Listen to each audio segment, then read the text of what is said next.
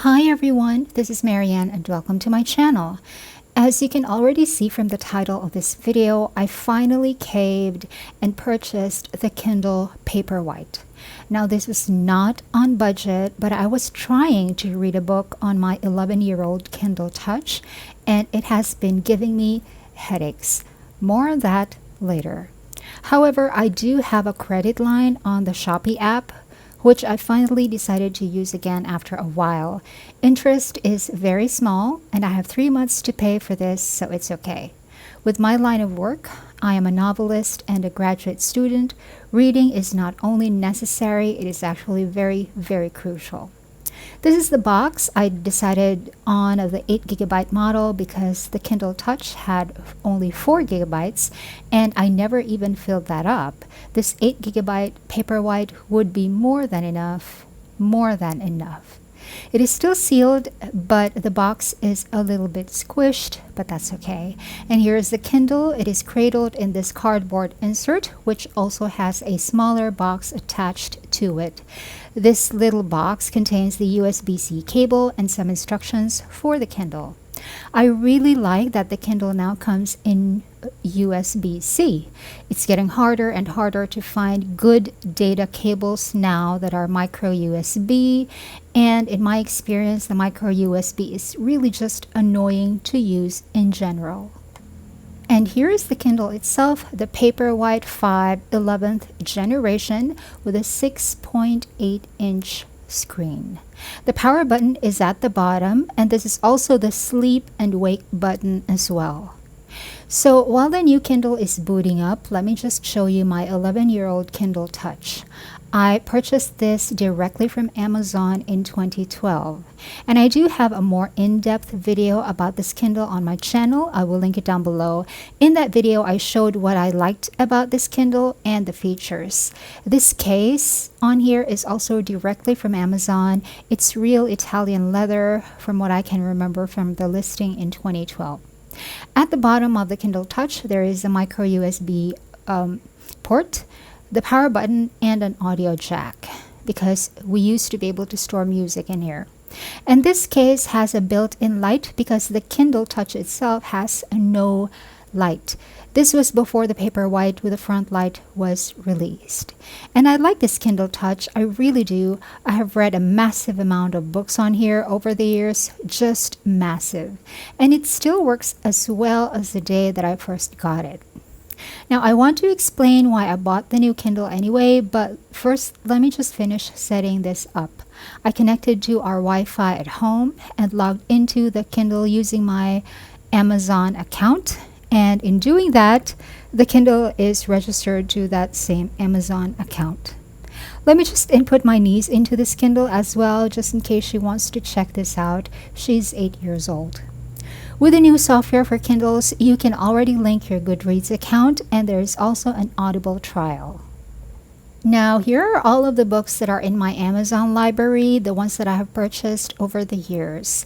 Some of the cover art is just not showing up. I don't know why, but they should show up later, I think. Let me just try to create a collection for the books I will be planning to read. But first, I actually copied all of the books I have on my Kindle Touch to my laptop because I plan to copy all of them back to the new Kindle Paperwhite. So let me just do that using the cable that came with the new Kindle. That way I can check if the cable is actually working okay. After the copying is done, I can then just go ahead and organize everything into that one collection that I created just now. Let me just speed up this part.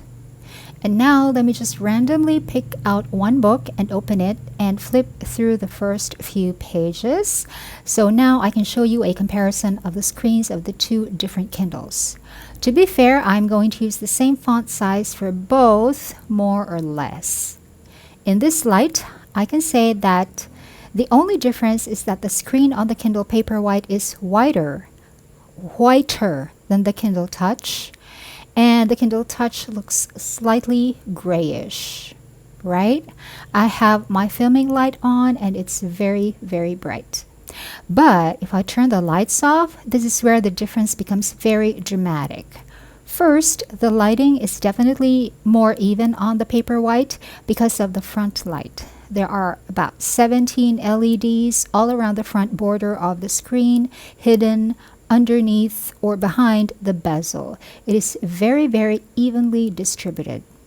Whereas on the Kindle Touch, the screen itself has no light, which is why I have a separate light on top of the case shining down on the screen. The lighting is, of course, not evenly distributed. While the lighting is sufficient, as you can see, we can read on the Kindle Touch. The light here is like a spotlight. It comes down at an angle. Of course, if you have a much better lighting like what we had with my overhead filming lights a few moments ago, this would not be an issue. But my reality is that I read a lot in a darkened room, and I prefer a dark room because anything that is too bright, it also gives me a migraine. Number two difference between the two of these is the contrast. The Paperwhite is definitely more white and the characters are more black. But with the lighting enhanced, the contrast on the Paperwhite is even more pronounced, which is better for reading. The contrast on the Kindle Touch, however, is the same. Now, the resolution of the Paperwhite is 300 ppi, while the resolution on the Kindle Touch is only 167 ppi. So print or the characters are more crisp, definitely on the Paperwhite. And that's why I felt compelled to purchase the Paperwhite even though I wasn't financially ready for it. I was trying to read on the Touch, but it was giving me a headache even when I used the big font, and even when I was using the really good lighting, I still kept getting headaches.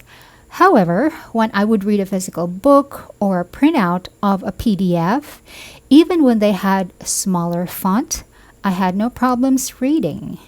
I even have a read with me video on my channel where I read a printout for 3 hours continuously. No problems, no headaches. But with the Kindle Touch, the headaches almost automatically come. And I suspect it's because of the contrast and the resolution.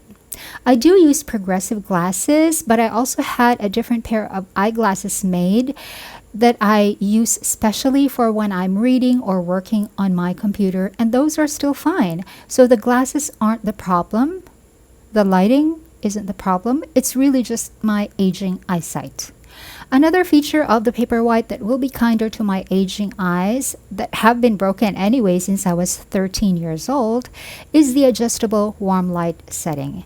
This is way too intensely yellow, but you can adjust the level of yellowness according to what is most comfortable for you. This also eliminates blue light that can mess with your circadian rhythm and helps you fall asleep at night.